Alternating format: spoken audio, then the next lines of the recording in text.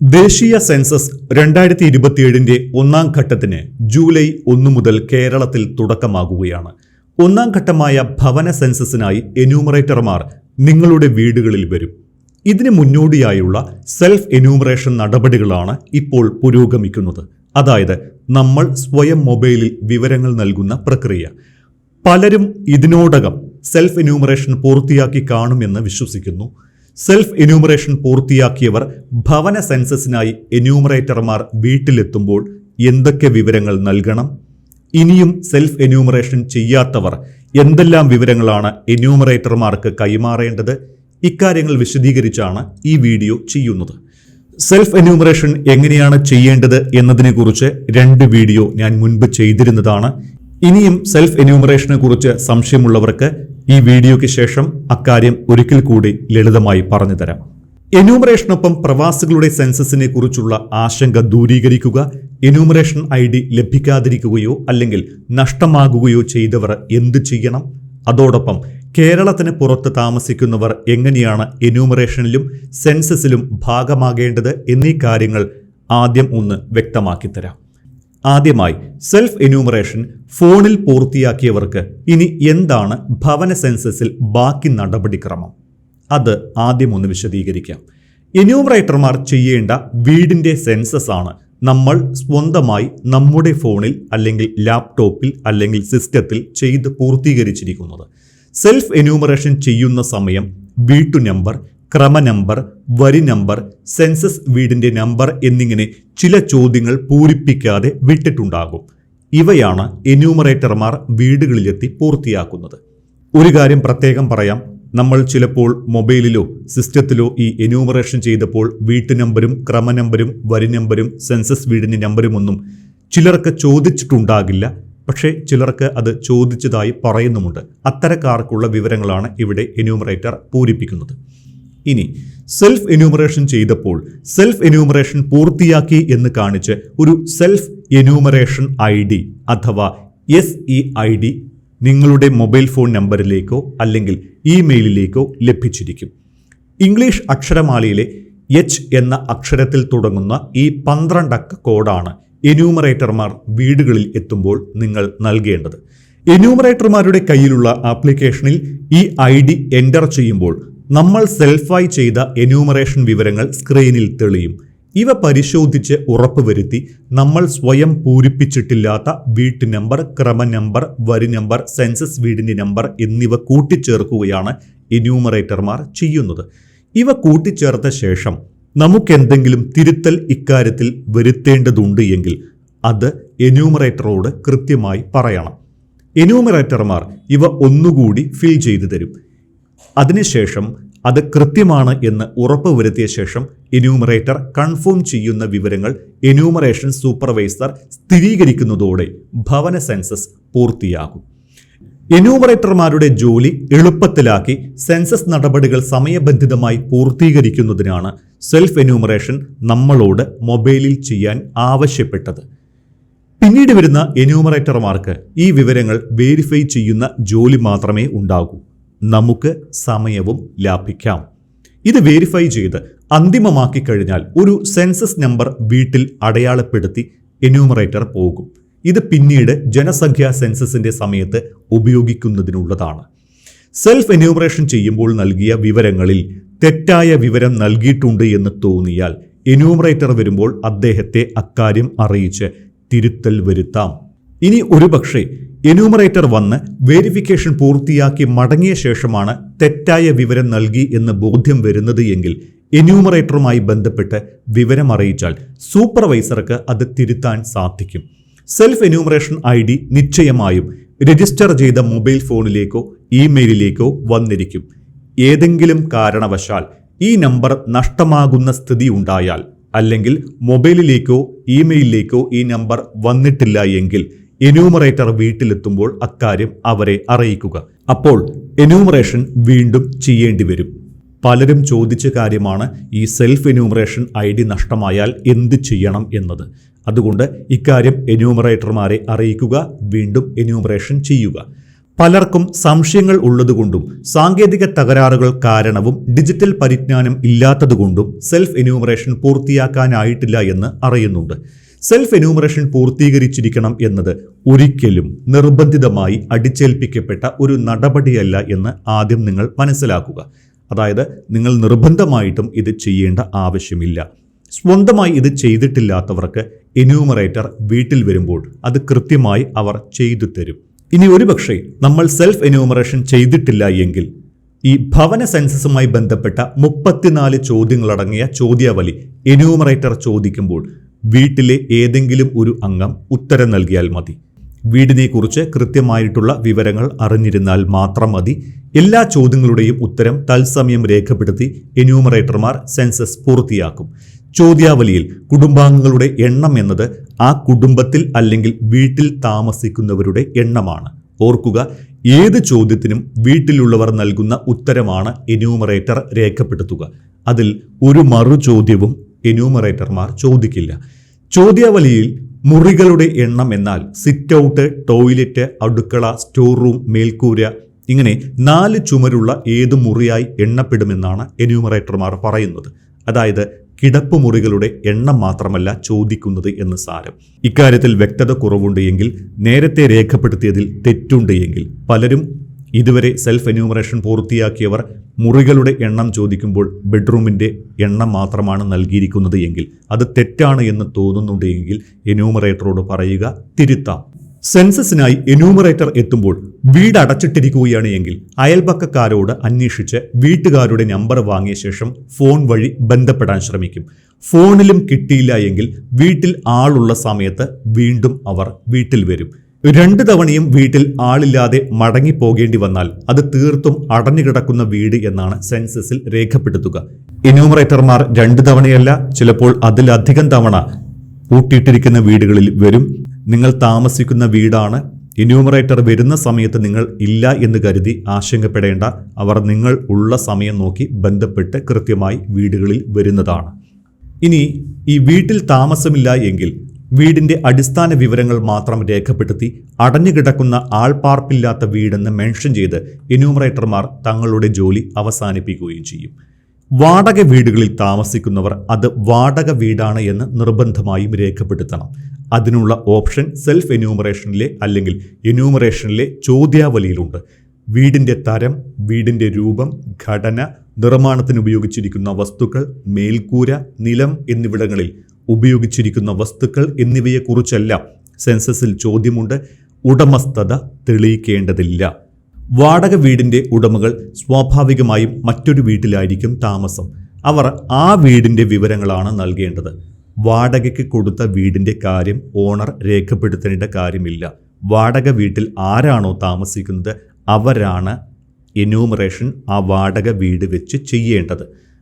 മറ്റൊരു കാര്യം, ചിലയിടത്ത് വീടിനോട് ചേർന്ന് തന്നെ കടമുറികൾ നിർമ്മിച്ചവരുണ്ടാകും. അത്തരക്കാർ വീട് വീടായിട്ടും കടയായിട്ടും തന്നെ ഭവന സെൻസസിൽ വെവ്വേറെ രേഖപ്പെടുത്തേണ്ടതാണ്. വാണിജ്യ കെട്ടിടങ്ങൾക്ക് വേറെ തന്നെ സെൻസസ് ഉണ്ട്. വലിയ ഫ്ളാറ്റ് സമുച്ചയങ്ങളിൽ താമസിക്കുന്നവർ അവർ താമസിക്കുന്ന ഫ്ളാറ്റ് മുറികളാണ് സെൻസസിൽ വീടായി രേഖപ്പെടുത്തേണ്ടത്. ഫ്ളാറ്റ് കെട്ടിട സമുച്ചയം ഒന്നാകെ സെൻസസിൽ ഉൾപ്പെടുത്തും. ഇതിനു പുറമെ ഓരോ ഫ്ളാറ്റിലും താമസിക്കുന്നവർ വെവ്വേറെ തന്നെ സെൻസസ് നടത്തണം. പ്രവാസികളുടെ കാര്യത്തിലാണ് ഇപ്പോഴും ആശങ്ക തുടരുന്നത്. ഇപ്പോൾ വിദേശത്ത് താമസിക്കുന്ന, അടുത്ത മാസങ്ങളിൽ നാട്ടിലെത്താൻ സാധ്യതയുള്ള പ്രവാസികളെ സെൻസസിൽ ഉൾപ്പെടുത്തുമോ എന്ന് പലരും ചോദിക്കുന്നത് കണ്ടു. എൻ്റെ മുൻ വീഡിയോയ്ക്ക് താഴെ പലരും ഇത്തരം സംശയം കമൻ്റായി ചോദിച്ചിരുന്നതുമാണ് പലരും.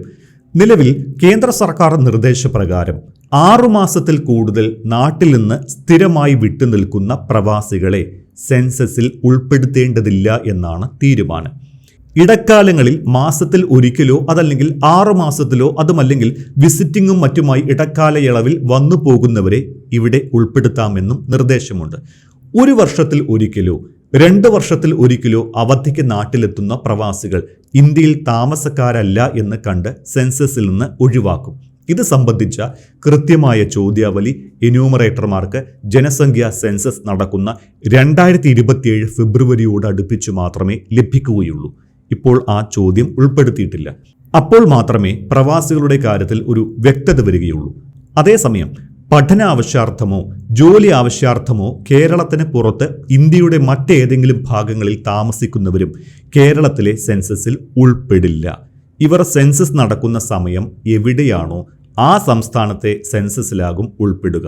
ഉദാഹരണം ലളിതമായി പറയാം, കേരളത്തിൽ ഇപ്പോൾ സെൻസസ് നടക്കുന്നു. നമ്മുടെ ബന്ധുക്കൾ മക്കൾ ആരെങ്കിലും തമിഴ്നാട്ടിലോ ബാംഗ്ലൂരിലോ മറ്റേതെങ്കിലും ഡൽഹിയിലോ മറ്റേതെങ്കിലും സംസ്ഥാനങ്ങളിലാണ് താമസമെങ്കിൽ അവരെ ഈ സെൻസസിൽ ഉൾപ്പെടുത്തേണ്ട. നിലവിൽ അവർ എവിടെയാണോ താമസിക്കുന്നത് ആ സംസ്ഥാനത്ത് സെൻസസ് നടക്കുമ്പോഴാണ് അവർ അവിടുത്തെ സെൻസസിൻ്റെ ഭാഗമാകുക. സ്വന്തം വീടില്ലാതെ ബന്ധുവീടുകളിൽ താമസിക്കുന്നവരെ ഒരു കുടുംബമായി കണ്ട് തന്നെയാണ് സെൻസസ് നടത്തേണ്ടത്. അതിനും ചില മാനദണ്ഡങ്ങൾ സർക്കാർ മുന്നോട്ട് വെച്ചിട്ടുണ്ട്. ഒരേ വീട്ടിൽ സ്ഥിരമായി താമസിക്കുന്ന, ഒരേ അടുക്കളയിൽ ഭക്ഷണം പാചകം ചെയ്ത് കഴിക്കുന്നവരാണ് എങ്കിൽ അവരെ ഒരു കുടുംബമായി തന്നെ പരിഗണിക്കണം. മറിച്ച് ഒരേ വീട്ടിൽ താമസിച്ച് 2 അടുക്കള ഉപയോഗിക്കുന്നവരാണ് എങ്കിൽ അവരെ മറ്റൊരു കുടുംബമായി തന്നെ എണ്ണണം. അതായത് അവർ സെപ്പറേറ്റ് സെൽഫ് എന്യൂമറേഷൻ നടത്തണം എന്നർത്ഥം.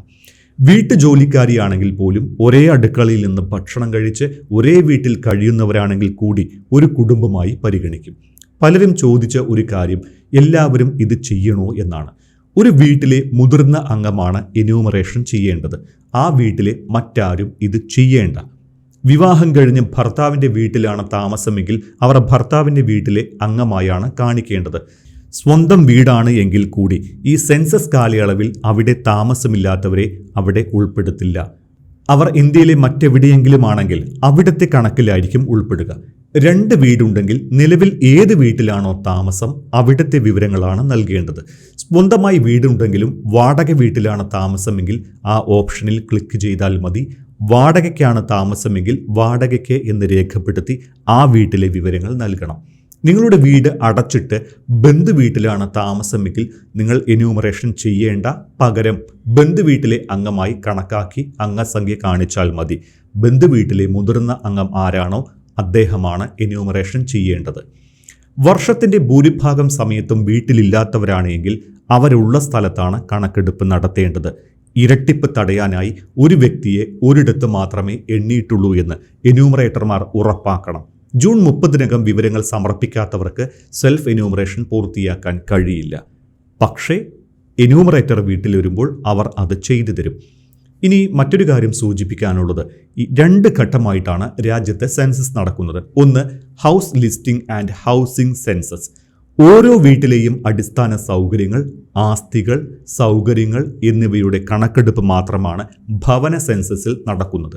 ഉദാഹരണത്തിന് വീട്ടിലുള്ള വാഹനങ്ങൾ, കമ്പ്യൂട്ടർ അടക്കമുള്ള സൗകര്യങ്ങൾ, പാചകവാതകത്തിന് ഉപയോഗിക്കുന്ന ഇന്ധനം, ശുചിമുറികൾ, കുടിവെള്ളം അടക്കമുള്ള വിവരങ്ങളാണ് ഇവിടെ തേടുന്നത്. ഇതിനാണ് ജൂലൈ 1 മുതൽ എന്യൂമറേറ്റർമാർ വീടുകളിൽ വരുന്നത്. ഇനി രണ്ടാമത്തേത് പോപ്പുലേഷൻ എന്യൂമറേഷൻ. ഇത് 2027 ഫെബ്രുവരിയിൽ നടക്കുന്നതാണ്. യഥാർത്ഥ ജനസംഖ്യാ കണക്കെടുപ്പ് നടക്കുന്നത് ഈ 2ാം ഘട്ടത്തിലാണ്.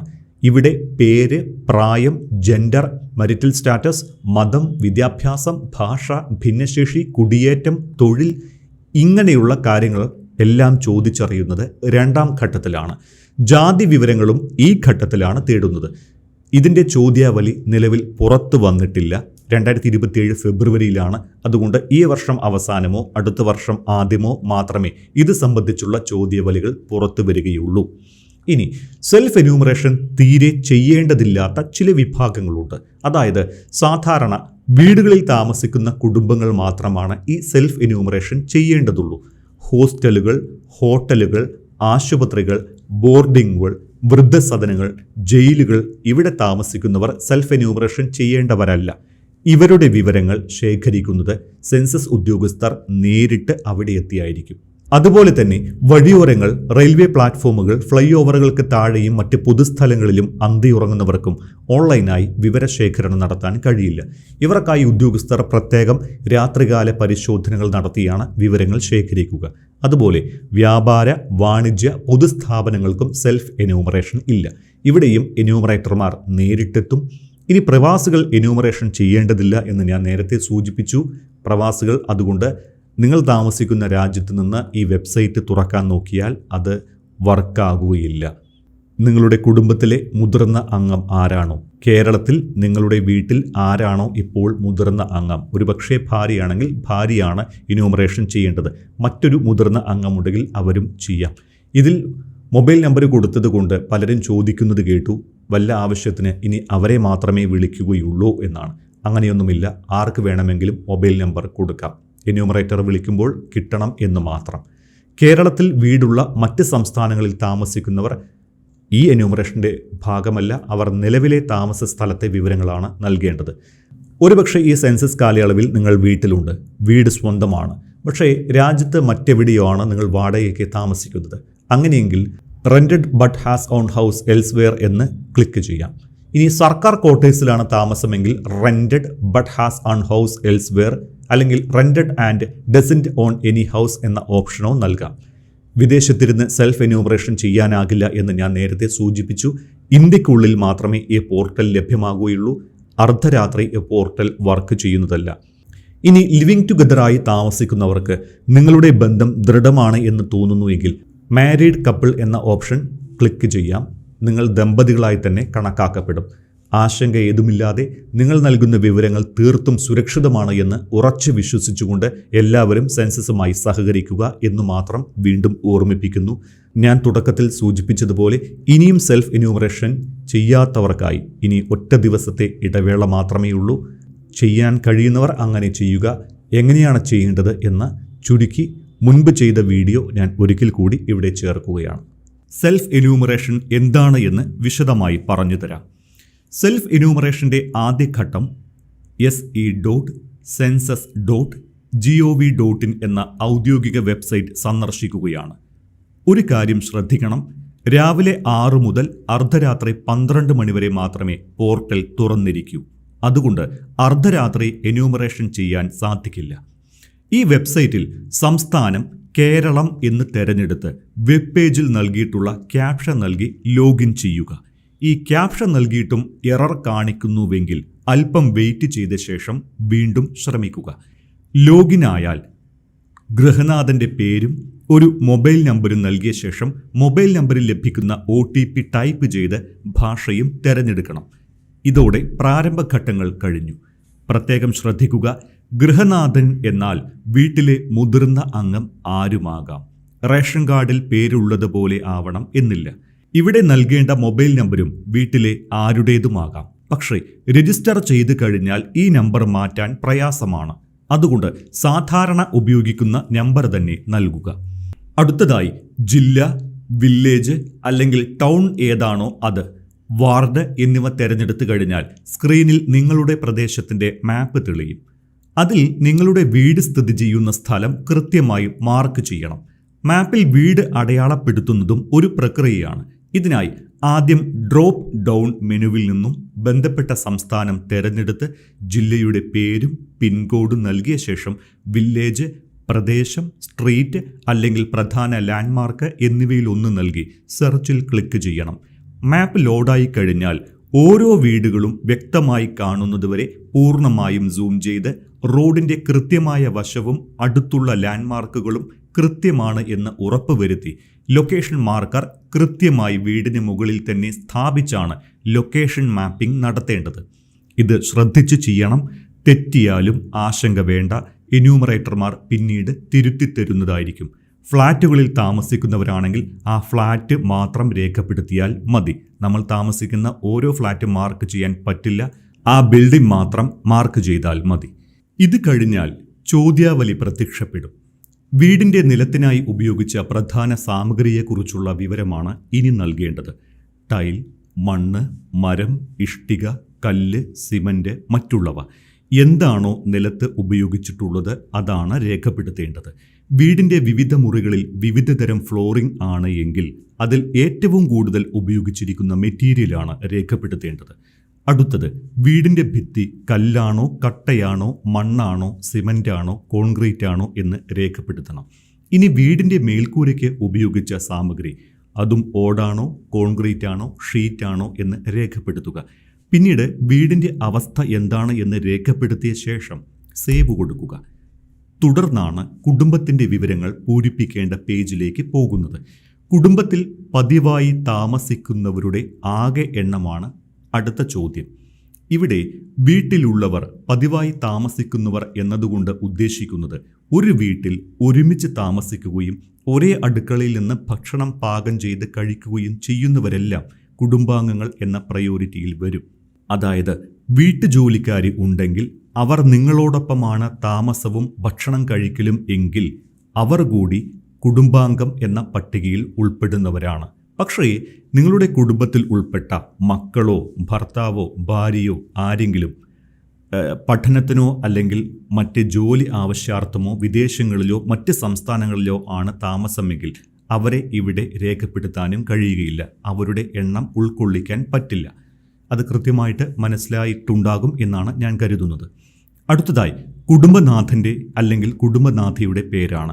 അത് നമ്മൾ തുടക്കത്തിൽ തന്നെ നൽകിയതിനാൽ ആ പേര് കോളത്തിൽ തന്നെ ഉണ്ടാകും. ഇതിനുശേഷം കുടുംബനാഥൻ്റെ അല്ലെങ്കിൽ കുടുംബനാഥിയുടെ പേര് മലയാളത്തിലോ ഇംഗ്ലീഷിലോ ടൈപ്പ് ചെയ്ത് ചേർക്കണം. പലരും പറഞ്ഞ കംപ്ലൈൻറ്റ് മലയാളത്തിൽ ടൈപ്പ് ചെയ്ത് ചേർക്കുമ്പോൾ പേര് കൃത്യമായി വരാറില്ല എന്നാണ്. അത് കൃത്യമായി നോക്കിക്കഴിഞ്ഞാൽ, നമ്മൾ കൃത്യമായി സ്പെല്ലിംഗ് മാറ്റിയൊക്കെ അടിച്ചു നോക്കിക്കഴിഞ്ഞാൽ അതേ അർത്ഥം തന്നെ അല്ലെങ്കിൽ അതേ പേര് തന്നെ മലയാളത്തിൽ അവിടെ വരും. അത് 2-3 പ്രാവശ്യം ഒന്ന് നിങ്ങൾ ശ്രമിച്ചു നോക്കിയാൽ മാത്രം മതി. ഇതിന് ശേഷമാണ് ഈ കുടുംബനാഥ അല്ലെങ്കിൽ കുടുംബനാഥൻ ആണാണോ പെണ്ണാണോ എന്നൊക്കെ രേഖപ്പെടുത്തേണ്ടത്. അതും കൃത്യമായി രേഖപ്പെടുത്തണം. കുടുംബനാഥൻ പട്ടികജാതിയോ പട്ടികവർഗ വിഭാഗത്തിലോ പെട്ടതാണ് എങ്കിൽ അതാണ് അടുത്ത ചോദ്യത്തിന് ഉത്തരമായി നൽകേണ്ടത്. രണ്ടുമല്ല എങ്കിൽ മറ്റുള്ളവർ എന്ന് ക്ലിക്ക് ചെയ്യണം. ഇവിടെ ഒരു കാര്യം പ്രത്യേകം ശ്രദ്ധിക്കണം. ഈ പട്ടികജാതി പട്ടിക വിഭാഗത്തിൽ പെട്ടവർ അല്ല എങ്കിലും ഇവിടെ മറ്റുള്ളവർ എന്ന ഓപ്ഷനിൽ ക്ലിക്ക് ചെയ്യണം. എങ്കിൽ മാത്രമേ അടുത്ത പേജിലേക്ക് പോകാൻ സാധിക്കുകയുള്ളൂ. അതുകൊണ്ട് ഇവിടെ സ്കിപ്പ് ചെയ്ത് പോകരുത്. വീടിൻ്റെ ഉടമസ്ഥത സംബന്ധിച്ചാണ് അടുത്ത ചോദ്യം. ഒന്നിലധികം വീടുകൾ ഉണ്ടെങ്കിലും ഇപ്പോൾ താമസിക്കുന്ന വീടിൻ്റെ കാര്യമാണ് എഴുതേണ്ടത്.